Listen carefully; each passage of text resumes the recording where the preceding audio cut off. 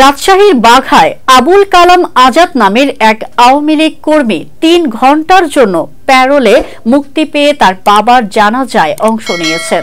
শুক্রবার সন্ধ্যার পর তাকে রাজশাহী কেন্দ্রীয় কারাগার থেকে মুক্তি দেওয়া হয়। এরপর জানাজা শেষ হলে তাকে আবার কারাগারে নেওয়া হয়। এ সময় তিনি হাতকড়া পরানো অবস্থায় ছিলেন। আবুল কালামের বাড়ি উপজেলার বাঘার আড়ানি পৌর এলাকার শাহাপুর গ্রামে।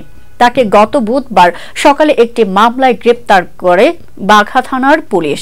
২ দিন পরে মারা যান তার বাবা আজহার আলী। এর আগে আবুল কালাম আজাদের পক্ষে জেলা প্রশাসক ও জেলা নির্বাহী ম্যাজিস্ট্রেট বরাবর একটি লিখিত আবেদনের প্রেক্ষিতে জেলা প্রশাসকের কার্যালয় স্বাক্ষরিত একটি পরিপত্রের মাধ্যমে ৩ ঘন্টার জন্য তাকে প্যারোলে মুক্তি দেওয়া হয়। প্যারোলে মুক্তি পাবার পর তাকে কড়া পুলিশ পাহারায় বাঘার আড়ানি ঈদগাহে আনা হয়। এরপর জানাজা শেষে তার বাবার দাফন সম্পন্ন হলে ফের কারাগারে নিয়ে যাওয়া হয়। বাঘা থানার ভারপ্রাপ্ত কর্মকর্তা আ.ফ.ম.